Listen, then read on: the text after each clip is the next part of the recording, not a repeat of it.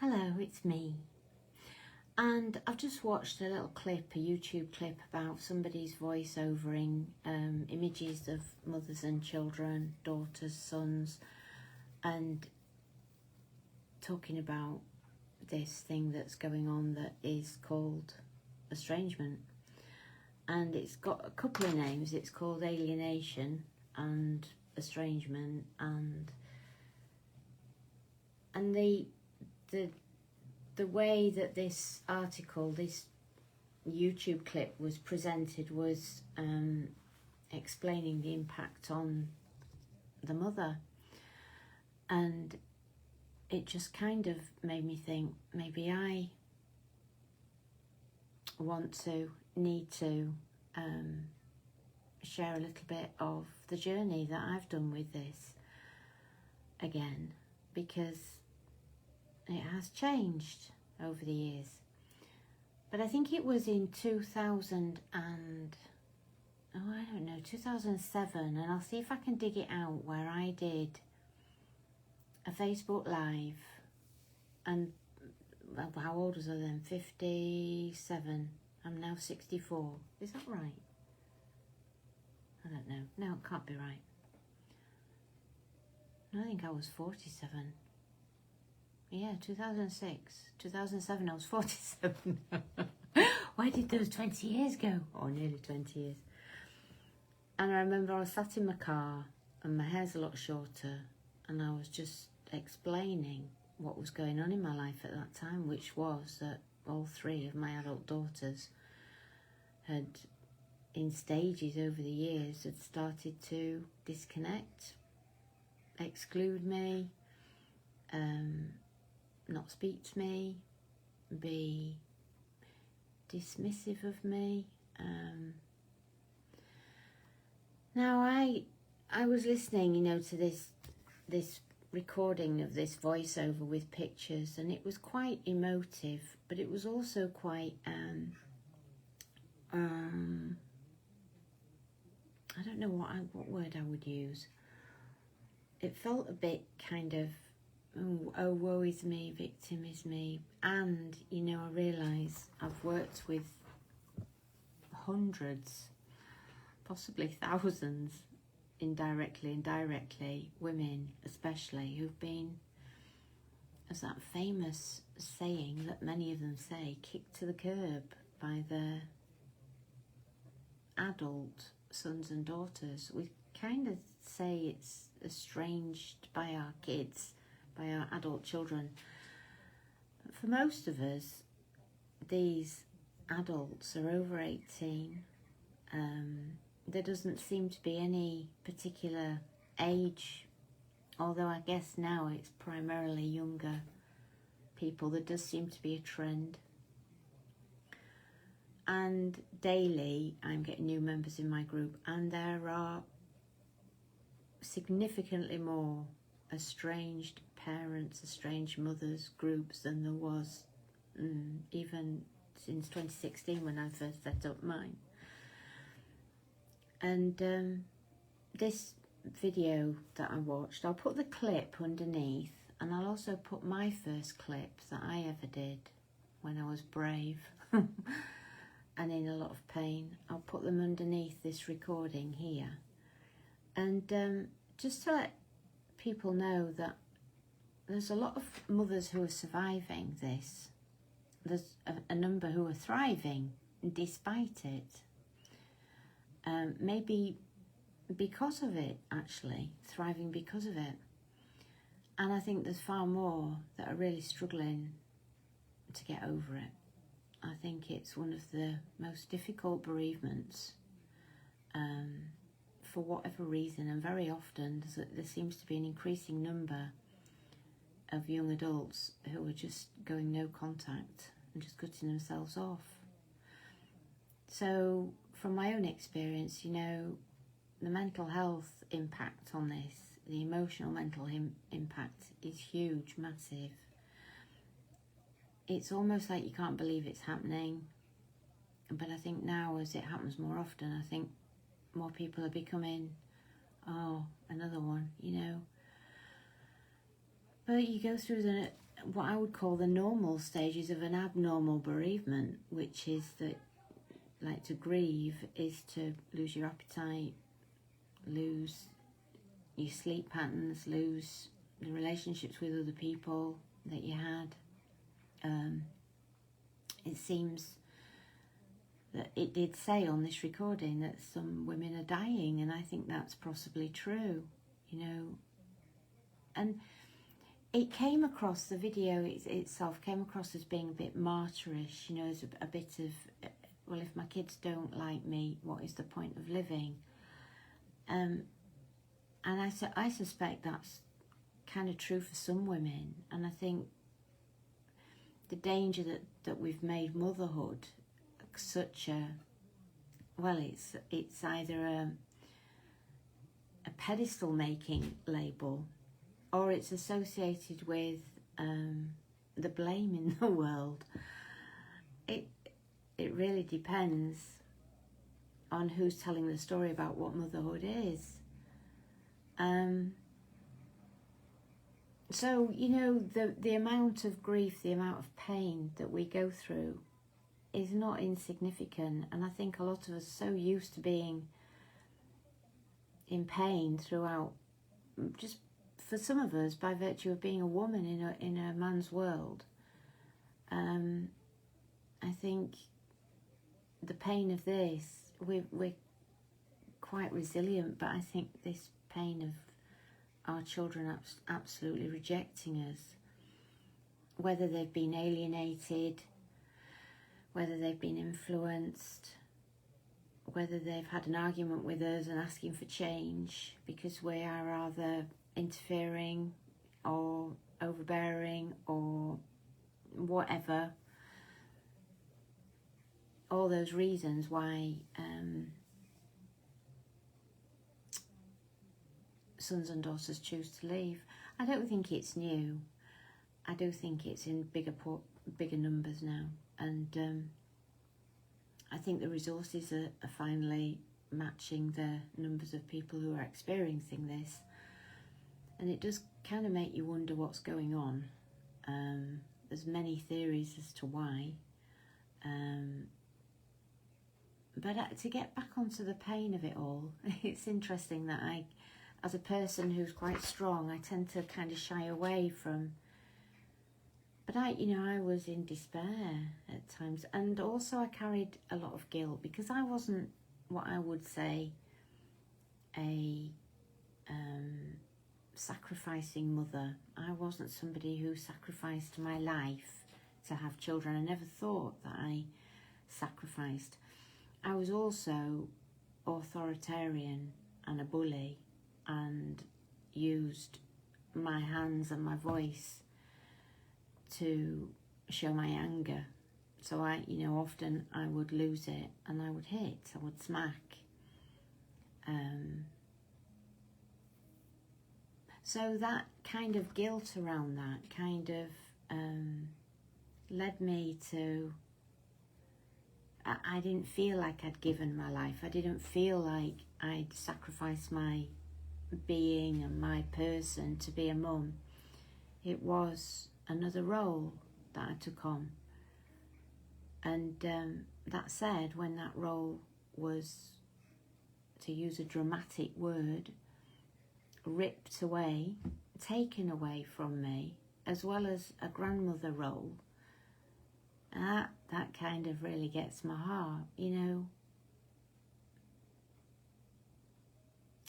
I struggle to say that actually the way that I mothered didn't deserve to not be in their lives. There's definitely regret, remorse, and realizations of patterns of behaviour that I learned in my own family that then I put into my family. And I can hear the wobble in my voice as I talk like this. And yet there's a part of me that knows that I'm more than that version of who I was back then. And whilst I might not deserve not to be in their lives, I can see the reasons why they may have chosen to not be in my life. And yet I'm a different person now. And they possibly wouldn't know that.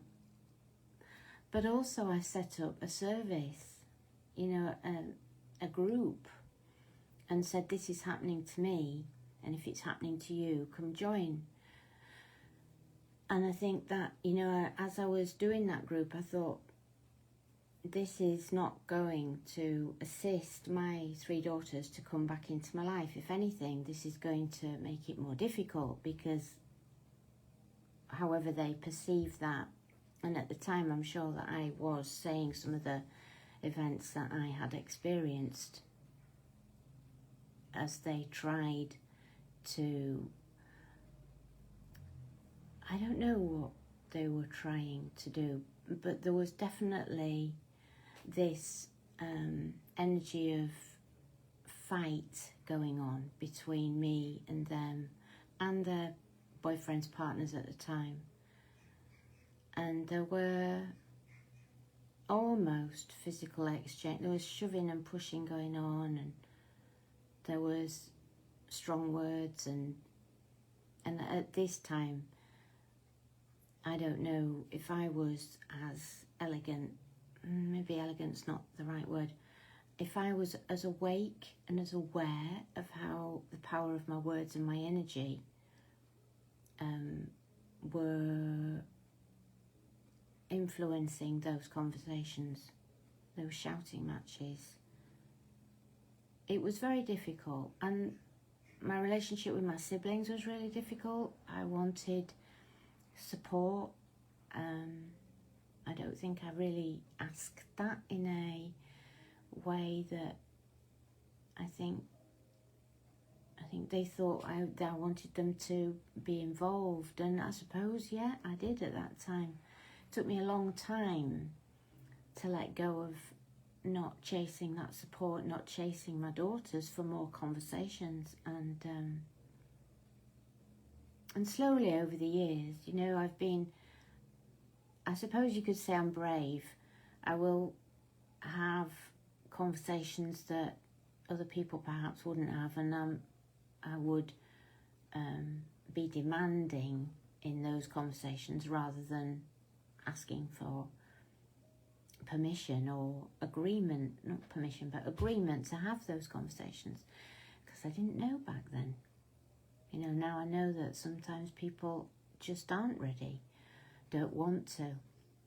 I had a number of times people say to me, my girls sometimes say, well, other people aren't like, you know, you're not like other people, or other people aren't like you, you know, that indicating to me that, yeah, maybe they're not, you know, and to kind of listen to that, which I didn't at the time.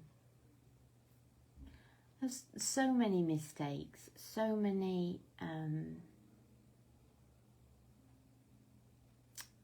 hard, I'm going to cry, hard moments. And remembering it all is healthy but difficult at times. And yeah, so to get back to that YouTube clip that I was watching, it wasn't actually a mother speaking. Well, it could have been, but there was just images, and I'll put the link underneath, images of mothers and with their children, and saying that, you know, some people are actually dying because of this bereavement.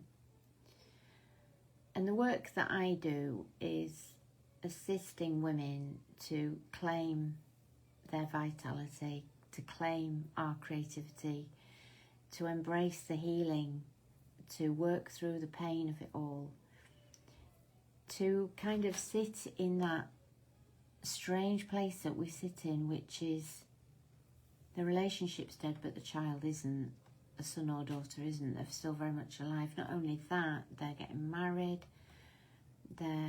before that they're graduating university, college, whatever. They're getting married. They're having life events that we're not included in.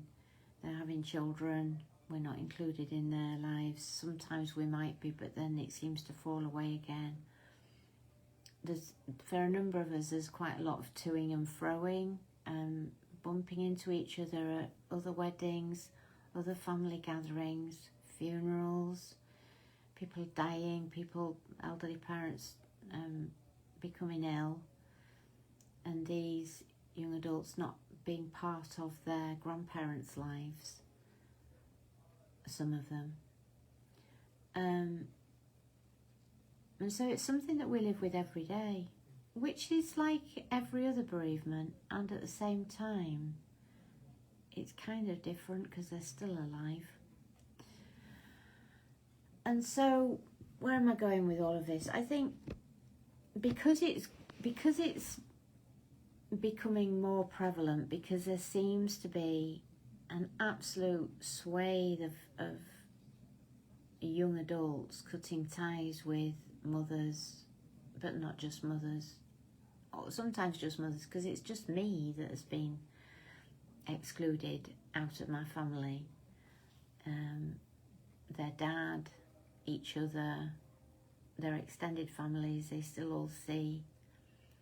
And but for some of us, it's the whole family that gets erased out of the son or daughter's life.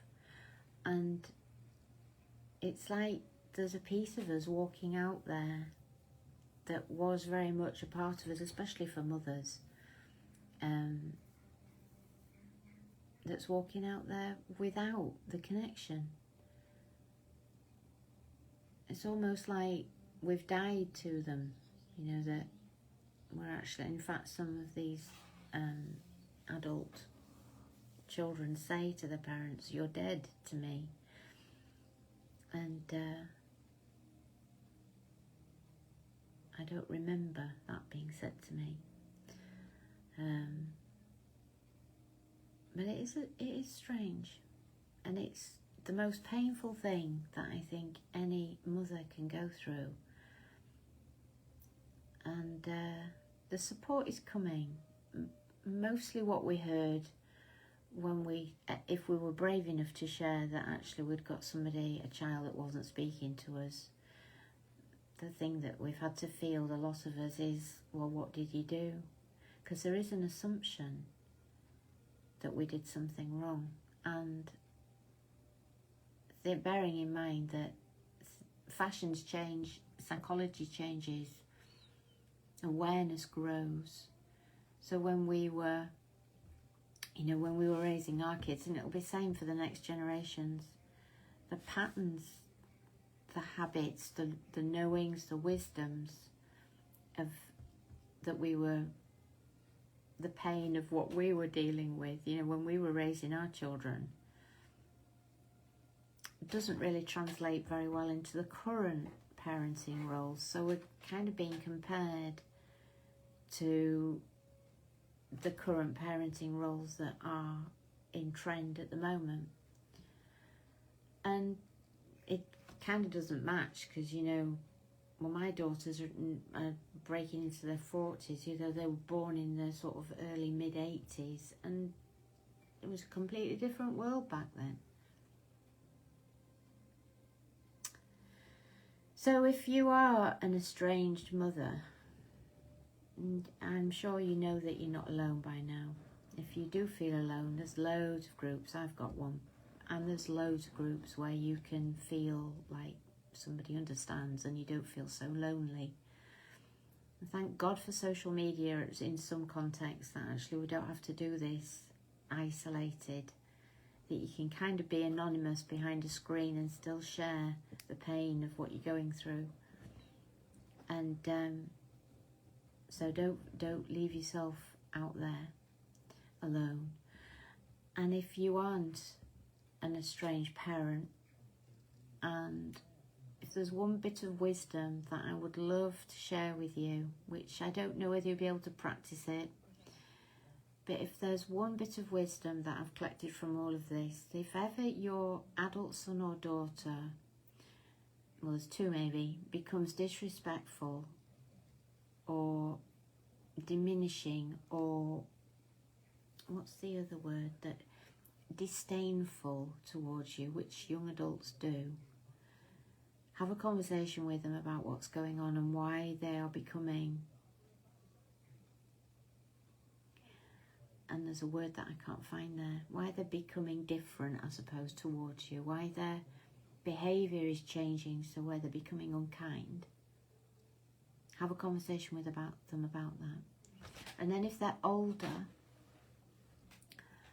and they suddenly start to pull away and you feel it, they become silent, withdrawn, and then they kind of explode on you and say some awful, awful things to you.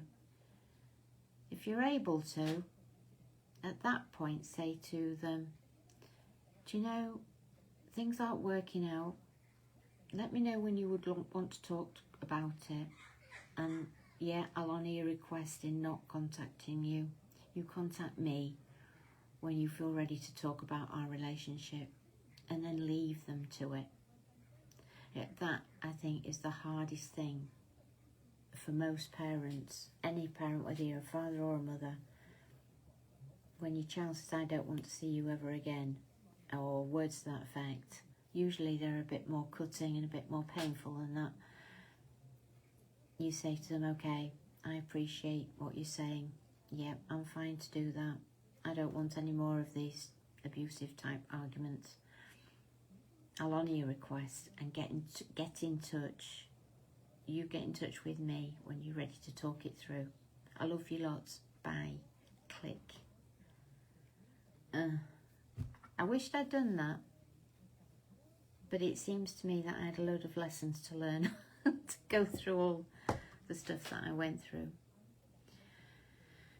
And then the other little bit of advice that I'd love to offer is that if, I forgot what I was going to say now. No, I think those were the two. Yeah, nip any kind of disdainful behaviour in the bud, and also let them go when they say they want to go. And then do the grief work. And it's not insignificant. The grief work is really important. And how you do that, I've learnt along the way how to mourn and grieve somebody who's still alive and that you gave birth to. I think it's possibly one of the most difficult things, other than a child actually dying. And yeah, it's slightly different because there's no closure, you know. And you can make a kind of closure, but then there's always this part of you that's got your door and your heart open to them returning, and that's a sticky bit. Anyway, thank you for listening to me. And oh yeah, there was another bit about you being if you are an estranged parent, mother. The other bit I was going to say, if you're not an estranged parent and you meet somebody who you find out whose children have cut them off, be compassionate, because unless it's actually happening to you, it's kind of, you can't get your head around it being true or feasible, or I think both sides need compassion because both sides are hurting.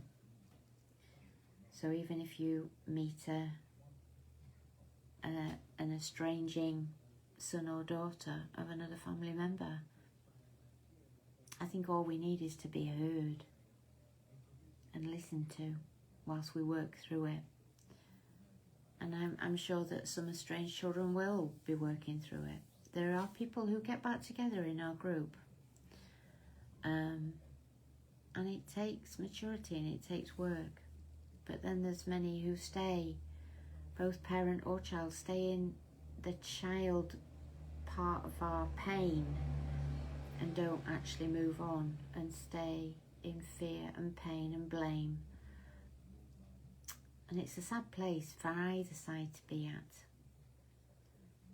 So if you come across an estranged mum, I think it's just hear her, give her space, give her a hug, and try not to freak out if you're a mother of a younger child, because it must be quite scary seeing what's going on from when you're being a mother to younger children these days, especially teens. Okay, lots of love to you. Thanks for listening. Bye for now.